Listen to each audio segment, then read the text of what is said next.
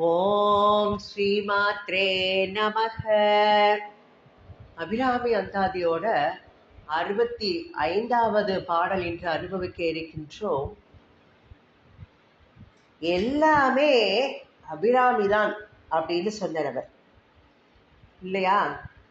அவரை தவிர வேற எதுவுமே எனக்கு வேண்டாம் அப்படின்னு சொல்லி இதுல அபிராமிதான் அவருக்கு எல்லாமாக, வீணே பதிக்கவர் தெய்வங்கள் பால் சென்று வேற எதுவுமே வேண்டாம், எனக்கு நீதான் அப்படின்னு அபிராமியை பத்தி சொன்னவர் இந்த பாடல்ல எல்லா ககனம் வான் எங்க பார்த்தாலும் நீதான் எனக்கு தெரியல அப்படின்னு சொன்னார் இல்லையா? எந்த இதை பார்த்தாலும் காணும் பொருட்கள் எல்லாமே அபிராமிதான் எனக்கு சொன்னவர் இந்த இதுல என்ன சொல்றாருன்னு நம்ம அனுபவிக்கலாம். அபிராமி ரொம்ப அதிசயமான ஆற்றல் மிக்கவள்னு சொல்றார்.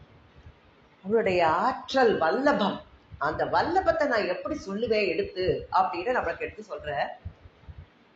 ககனமும் வானும் புவனமும் காண விற்காமன் அங்கம் தகனம் முன் செய்த தவப்பெருமாருக்கு தடக்கையும் செம்முகனும் முன்னான்கு இரு மூன்று என தோன்றிய மூதறிவின் மகனும் உண்டாயதன்றோ வள்ளி நீ செய்த வல்லபமே அப்படின்னு சொல்ற.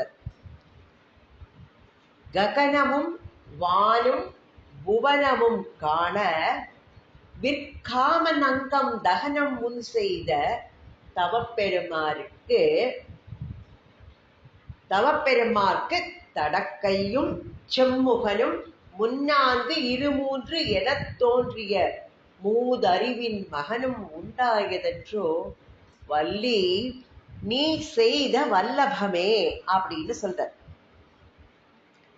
ககனம் வான் ஆகாயம், வானம் அதற்கும் மேலுள்ள விண்ணுலகம், புவனம் பூலோகம், இது எல்லாம் பார்க்கும்படி யார விற்காமன் அங்கம், யாரு மன்மதனை சாம்பலாக்கியவர், தகனம் முன் செய்த தவப்பெருமார் யாரு சிவபெருமான். ஏன்னா அவர் தவம் பண்ணிட்டு இருந்த தட்சிணாமூர்த்தியா, அதனால தவப்பெருமாருக்கு எப்படி தடக்கையும் செம்முகனும் முன்னான்கு இரு மூன்று, தடக்கை நல்ல பெரிய கைகள், செம்முகம் முருகனோட செவ்வாய் தான் அதிபதி இல்லையா முருகனுக்கு அப்படியே பார்க்கும்போது. அப்போ அந்த செம்முகன் முகமும் சிவந்த முகமாம். அடுத்தது முன்னான்கு 12 இல்லையா, இரு மூன்று 6, அப்போ 12 என்ன தோன்றதான் 12 செம்முகமும் 12 கரங்களும், இரு மூன்று 6, 12 கரங்களும் 6 முகங்களும், அப்படியே 6 முகம் தோன்றுகின்றது. இப்படிப்பட்ட முருகனை தோற்றுவித்தவன் நீ இல்லையா அப்படின்னு சொல்றாரு. அது எப்போ பகவான் மன்மதனை எரிச்சதுக்கு அப்புறம் இந்த குழந்தை உண்டாயிற்று முருகன். அப்ப நீ செய்த வல்லபம் உன்னுடைய ஆற்றலினால் தான் அப்படின்னு சொல்லி ரொம்ப வியப்பா சொல்றாரு. இதை இப்ப அனுபவிக்கலாம் கொஞ்சம் இதா. ககனமும் வானும், ஏன்னா எப்பொழுதுமே பார்த்தோம்னா பெண்களுக்கு மன உறுதிங்கிறது ஆண்களை விட பெண்களுக்கு எப்பொழுதுமே கொஞ்சம் ஜாஸ்தி தான். அம்பாளுக்கு அப்பேற்பட்ட, ஏன்னா அவளுக்கு இருந்தனால தான் நமக்கு வந்திருக்கு. அவள் தான் எல்லாமே நமக்கு எப்படி இருக்கணுங்கிறத காமிக்கிறாள். அப்போ அவளுக்கு அவ்வளவு உறுதி இருக்குன்னு சொல்றவர். இந்த உறுதி மனப்பான்மை, எண்ணியாங்கு எய்துவ எண்ணியார் திண்ணியராக பெறின் அப்படின்னு சொல்வா. திடமான உறுதியான மனது இருந்தால் எதுவுமே ஒரு இது தோணாது, எல்லாம் நல்லதாகவே முடியும் அப்படிங்கிற. ராவணன் எப்பேற்பட்ட வலிமை வாய்ந்தவன், அவனுக்கு திடமான உள்ளம் இல்லை. ஆனால் சீதைக்கு ராமனை விட்டு பிரிஞ்சு 10 மாசம் போய் இருந்தால் கூட, எப்படி பகைவனுடைய வீடு ராவணனுடைய வீட்டுல போய் அந்த இதுல கொண்டு வச்சிருந்தா கூட உள்ள உறுதி அவள் இழக்கவே இல்லை. நிச்சயமா ராமன் என்னை காப்பாத்துமா அப்படின்னு எத்தனை அரக்கிகள் இது பண்ணாலும் அந்த உள்ள திட விசுவாசம், மன வலிமை. அதனால தான் எப்படி சொல்லுவா, நெஞ்சில் உறவும் இன்றி நேர்மை திறமும் இன்றி வஞ்சனை செய்வாரடி கிளியே வாய்ச்சொல்லில் வீரரடின்னு மகாகவி பாரதியார் பாடியிருக்கார். அப்போ மனதில் உறுதி வேண்டும், வாக்கினில் இனிமை வேண்டும், மனதினில் உறுதி வேண்டும் சொல்லக்கூடிய அந்த உறுதி பெண்களுக்கு எப்பொழுதுமே ஜாஸ்தி. அதை அபிராமி மூலமா சொல்ற. எப்படின்னா, ககனமும் வானும் புவனமும் காண விற்காம நங்கம் தகனம் முன் செய்த தவ பெருமான் அப்படின்னு யார சொல்ற? சிவபெருமான சொல்ற. ககனம் பார்த்தோம், ஆகாயம், வான் அதற்கு மேலுள்ள விண்ணுலகம், புவனம் இந்த உலகம் எல்லாம் காணும்படி மன்மதனை எரிச்சார் அப்படின்னு சொல்றார் இவர் வந்துட்டு. ஏன்னா இது எதனால நடந்தது எல்லாருக்கும் தெரிஞ்ச கதை தான். பகவான் என்ன பண்ற? தட்சன் யாகம் பண்றா. யாரு? சிவபெருமான் தாட்சாயினிய போகக்கூடாதுன்னு சொல்றாரு. அப்பா யாகத்துக்கு இவரை கூப்பிடலைனால் அவமானப்படுவேன்னு சொன்னாலும் கேட்காம போய் அப்பாவும் அம்மாவும் ஒண்ணுமே சொல்லாம இருந்தோடனே என்ன பண்றா? அந்த வேள்வி தீல குதிச்சு பார்வதியா வேற அவதாரம் எடுக்கிறா. சோபனத்துல எல்லாம் நம்ம இதை அனுபவிச்சிருக்கோம் நிறைய. பார்வதியாக வேறே அவதரித்தாள்னு சொல்லிட்டு அடுத்தது இமவானின் புத்திரியாக பிறந்து தவம் பண்ண போறா. இங்க பகவான் என்ன பண்றாரு? தட்சனுடைய யாகத்தை அழித்து விட்டு இன்னும் அவரும் தவம் பண்ண போயிடுறார். தவம் பண்றாருன்னா யாரு? தட்சிணாமூர்த்தியாக இருந்து தவம் பண்றார். சூரபத்மெல்லாம் சேர்ந்து என்ன பண்றா? தேவர்களை எல்லாம் கொடுமைப்படுத்துறான். அந்த சமயத்துல இவர் தவம் பண்ண போயிடுறார். அம்பாளும் இல்ல, அவளும் ஹிமவானுக்கு இதா பண்ணி 5 வயது குழந்தையா இருக்கும் போதே தவம் பண்ண போறா. ஊமா அப்படின்னு சொல்றா. அவ அம்மா ஹேமாவதி சொல்றா, கூப்பிடுறா, வேண்டாம் அப்படிங்கிறா. ஆனாலும் கேட்காம குழந்தை சிவபெருமானை நோக்கி தவம் பண்ணி கல்யாணத்துக்கு அண்ணி பண்ண போயிடுறா. இங்கே தட்சிணாமூர்த்தியா பகவான் யோக நிஷ்டையில இருக்கார். அப்போ சூரபத்மன் எல்லாம் கொடுமை பண்றான்னு உடனே தேவர்கள் எல்லாம் என்ன பண்ணுவா? சரி, சுவாமிக்கு ஒரு பிள்ளை பிறந்தாதான் அந்த அசுரனை அழிக்க முடியும். ஆனா அவர் போய் எங்க உட்காந்துட்டு இருக்கார்? தட்சிணாமூர்த்தியா யோக நிஷ்டையில இருக்கார். அம்பாளும் இல்ல, அம்பாளும் அங்க தவம் பண்ணிட்டு இருக்கா. அப்போ மன்மதன்கிட்ட போய் கேட்கிறா, நீ என்ன பண்ணப்பா? சுவாமியோட தவத்தை கலைக்கணும், அப்பனா தான் நம்மளுக்கு இந்த அசுரர்களுடைய இதுல இருந்து நம்ம தப்பணும்னா ஒரு குழந்தை அந்த குழந்தை மூலமா தான் அந்த வதம்ங்கிறது நடக்கணும், சம்ஹாரம். அதனால நீ எப்படியாவது இது பண்ணினோட மன்மதன் தயங்குறான். பகவானை போய் நிஷ்டையில இருக்கும்போது பண்றதான்ட்டு இல்ல இல்ல நீ பண்ணித்தான் ஆகணும்னு சரின்னு அம்பு எடுத்து விடுற. அவரு இது பண்ணினோடனே பகவான் என்ன பண்றாரு? இந்த தவறோட நெறினால நெற்றிக்கண்ணை திறக்கிறார். தீ அப்படியே மன்மதனை சாம்பல் ஆக்கிடுறது. நம்ம அந்த கதை தெரியும் நம்மளுக்கு. உடனே சாம்பல் ஆக்கிட்டு என்ன பண்ணிடுறாரு? அவருக்கு அந்த யோகம் நிஷ்டை தெரிஞ்சிடுறது. அடுத்தாப்புல என்ன பண்றாரு? அவரே அம்பாளை நோக்கி போறார். மலைகளை அங்க தவம் பண்ணிட்டு இருக்கிறார். அம்பாளை பாக்குறாரு. யோகத்திலேருந்து போக பயப்படுறார்.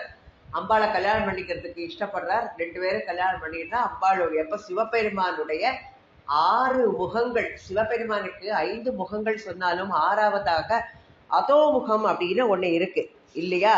நம்மளுக்கு அது தெரியும். அந்த அதோமுகம் 6 முகங்களிலிருந்து ஒவ்வொரு பொறி. 6 முகங்கள் என்னெல்லாம் பார்த்து தெரியுமா எல்லாருக்கும்? அதாவது 6 முகங்கள் ஒவ்வொரு இதுல இருந்தும் ஒவ்வொரு பொறி பறந்து வரதான். அந்த காமனை தகனம் பண்ணின இதுல எரிச்சு ஒரு நெற்றிக்கண்ணால எரிச்ச. அதுக்கப்புறம் 6 முகத்திலேருந்து 6 பொறி. ஈசானம், தத்புருடம், அகோரம், வாமனம், சத்யோஜாதம் 5 முகம். அதோ முகம்னு கீழ்நோக்கிய முகம். இந்த 6 முகங்களிலிருந்து 6 பொறி பறந்து அப்படியே 6 முகனாக அவதரிக்கிறது. அந்த நெற்றிக்கண்ணிலேருந்து அந்த உதித்த 6 தீப்பொறிகள்னு தேவர்கள் எல்லாம் அப்படியே உஷ்ணம் தாங்காம தகிக்கிறது. அதிகனைக்கு அப்படியே எல்லாரும் ஓடுறா அந்த வெப்பம் தாங்காம. உடனே என்ன பண்றா? ஈசன்ட்டுக்கே போய் இதுக்கு என்ன பண்றது அப்படின்னு கேட்ட உடனே சிவபெருமான் என்ன பண்றார்? திருப்பி அபயம் கொடுக்குறாரு. எப்படி அந்த விஷத்தை இது பண்ணி அபயம் கொடுத்து விழுங்கினாரோ அது மாதிரி இப்பவும் அபயம் கொடுக்குறாரு. அக்னி பொரியெல்லாம் எடுத்து கங்கையில சேர்க்கறதுக்கு அக்னிக்கு வாயுக்கும் அதை எடுத்து கொடுத்துடுறார். அம்பாளோட அனுகிரகத்தினால அந்த தீப்பொறிகள் அவர்களை இது பண்ணாம அவ கொண்டு சரவண பொய்யில விட்டுறா. சரவண பொய்யில விட்டோன்னா கங்கையில தங்கினதுனாலதான் முருகனுக்கு காங்கே என்ன பெயர்.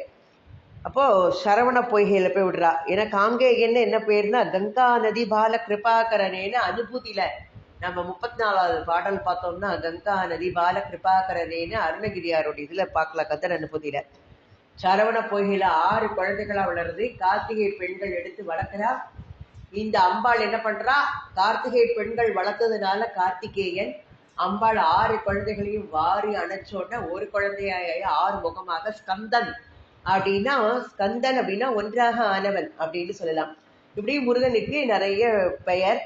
ஏன்னா கார்த்திகை பெண்கள் தான் பாலூட்டி வளர்த்ததுனால சரவண பொய்கையில இருந்தனால சரவணன், கார்த்திகை பெண்கள் வளர்த்ததுனால கார்த்திகேயன், அம்பாள் ஒன்றாக்கினதுனால ஸ்கந்தன், இப்படி நல்ல பெயர்கள். இப்படி செம்முகம், இருமூன்று தடக்கை, முன்னான்கு அப்படின்னு எல்லாம் அழகா முருகன் தோன்றார். அப்படி பகவான் எப்படி இது பண்றாரு பாருங்க.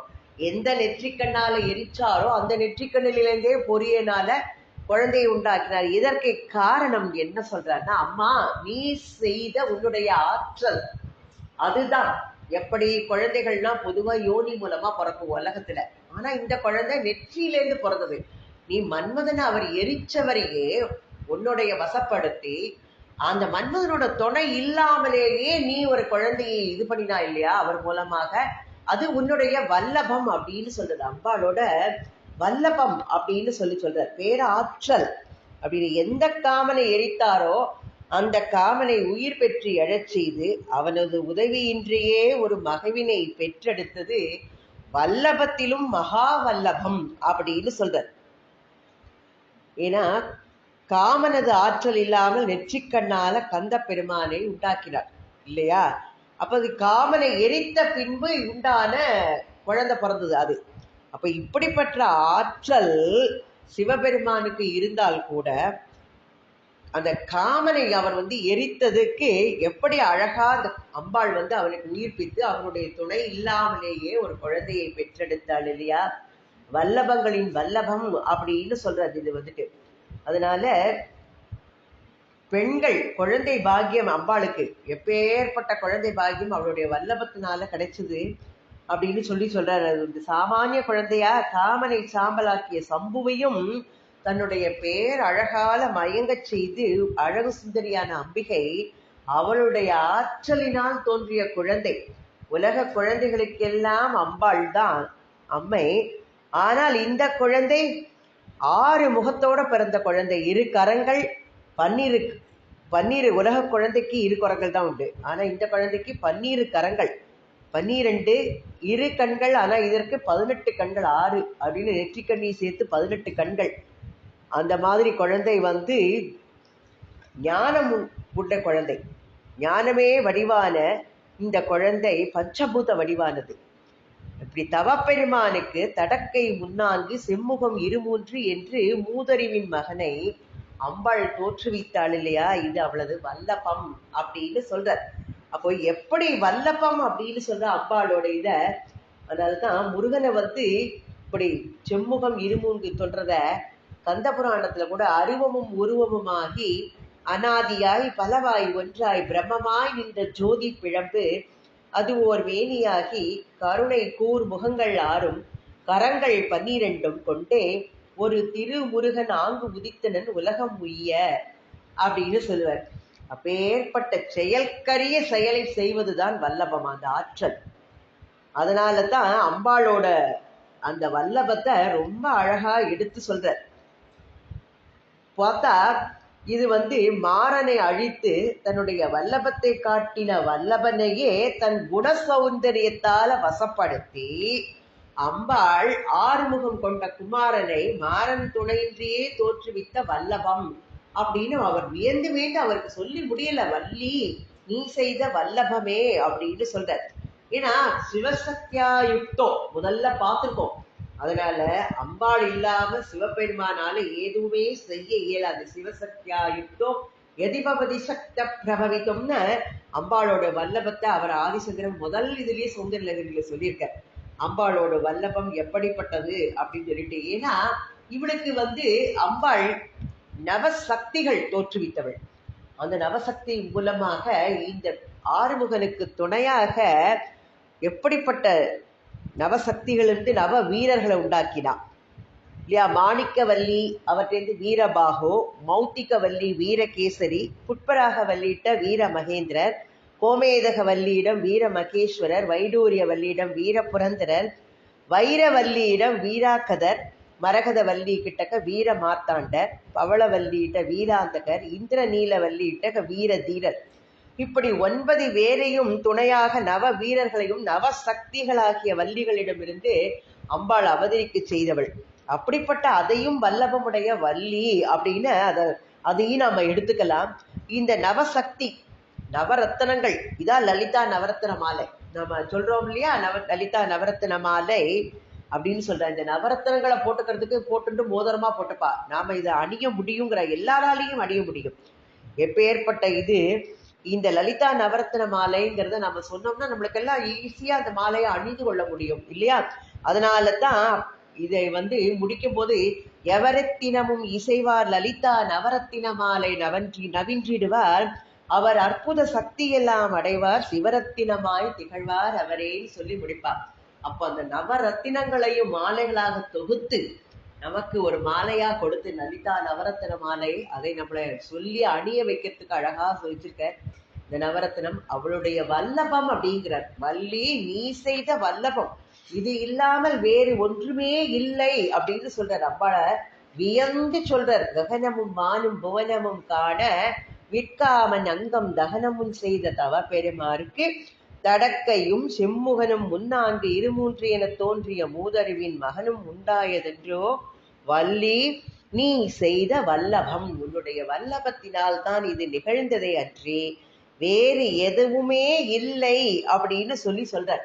அப்போ இந்த மன்மதனை எரித்து அவளுக்கு ரதி தேவி கேட்டோன்ன மன்மதனுக்கு உயிரும் கொடுத்து அனங்கனாக்கி அவளை அங்கம் இல்லாதவனாக அனங்கனாக்கி. ஏன்னா காமனை எரிச்சாச்சுன்னா உலகத்துல இந்த உலகம்ங்கிறதே இயங்காது. அதுக்காண்டிதான் காமன் இருக்காய், அதுக்காண்டி அந்த காம வசப்பட்டே இருக்கக்கூடாது. எந்த சமயத்துல அந்த காமம்ங்கிறது தேவையோ அதற்கு மட்டும்தான் தேவை. காமம்னா வேற காமம் மட்டும் இல்ல, ஆசைகள் சொல்றது எல்லாமே காமம் தான். அப்ப அந்த ஆசைகளை தோற்றுவிக்க கூடியவன் அதுதான், அவன் தான். அப்ப அந்த காமன் இருக்கணும், அது அளவோட இருந்து அந்த காமம்ங்கிறது இருக்கணும் எப்பொழுதுமே. அதனால இந்த காமம் மிகுந்து வேற காமமா மாறிடக்கூடாது. பெண்ணாசையா மாறி வேற உலகத்துல கெடுதலை கொண்டு சேர்க்கும் நமக்கு. அதனாலதான் அந்த காமனை எரித்தாலும் அந்த காமனை அம்பாள் தன்னுடைய கடாட்சத்தால் திருப்பி உண்டாக்கினாள். ரதிதேவிக்கு என்னைக்குமே நீ சுமங்கலியா இருப்பேன்னு அந்த பாகியத்தை கொடுத்து காமனுக்கும் உயிர் பிச்சை கொடுத்து அனங்கனாக்கினாள் அவளை. எல்லாமே அம்பாளோட வல்லபம் அப்படிங்கிறது. ஒவ்வொரு வல்லபம் எதுவுமே சொல்லிட்டே போலாம். அம்பாளோட வல்லபங்களை நம்ம தெரிஞ்ச அளவுக்கு இப்ப கொஞ்சமா பார்த்திருப்போம். அம்பாளுடைய வல்லபங்கள் அவளன்றி ஒன்றுமே இல்லை, அவள்தான் அனைத்தும் அப்படின்னு சொல்றலாம். எல்லாவற்றையுமே தோற்றுவித்து பஞ்சகிருத்திய பராயணாவாக இருந்து எல்லாத்தையும் உலகத்தையே இயங்க செய்பவளாக, அணுவுக்குள்ளும் அணுவாளாக, அப்பாலுக்கும் அப்பாலாக, எல்லா இடத்திலும் அதையும் தாண்டி நிற்பவளாக, எல்லையற்ற சக்தியாக விரிந்திருப்பவள் அம்பாள் தான். அபிராமி அன்னையே உனக்கு நமஸ்காரம் அப்படின்னு சொல்லுவோம். ஓம் ஸ்ரீமாத்ரே நமக. அபிராமி அன்னைக்கு ஜெய். அபிராமி அன்னை திருவடிகளே சரணம் சரணம்.